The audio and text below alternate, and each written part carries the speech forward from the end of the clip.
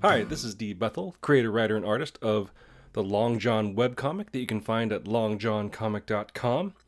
Here with another drawing video, or inking video specifically.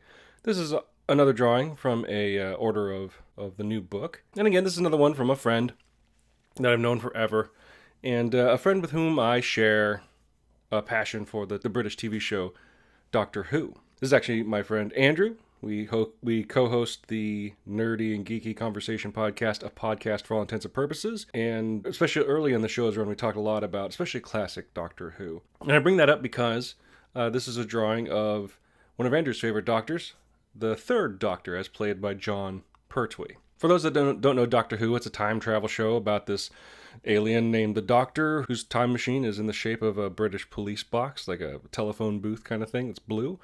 Using that, the Doctor goes throughout time and space to solve problems. One of the conceits of the show is that, and what saved the show from devastation early on in its run, was that they built in the idea of what they call regeneration into the main character of the Doctor, where at the end of his life, through injury or for old age, I guess, his body regenerates into a new form, a different person. And while that is a new actor that takes the place and they have their own personality, their own quirks, and of course their own adventures, they carry the memories of the generations before. And the third Doctor here ran through 1970 to 1974. His first season was the first season that the show was in color. And the interesting thing about his run, especially early on, was that it was really informed by James Bond. The early seasons, the first 6 seasons, I guess, were informed by Quatermass Adventures, pulpy kind of stuff. But his stuff was really informed by James Bond, and one of the things they did is they took away his ability to travel, and he was stranded on Earth. And ended up working for a governmental organization called UNIT that was in charge of handling the sort of extraterrestrial attacks on Earth. And the thing with this Doctor is that he was much more action-focused than the previous 2 Doctors. And one of the big sort of things he did often was the use of a martial art called Venusian Aikido. It kind of became an in-joke between Andrew and I because we were watching some documentary that came on one of the Third Doctor DVDs, and there was a scene, and it ended up being a scene from the serial Day of the Daleks, where he walks into a room holding a glass of wine.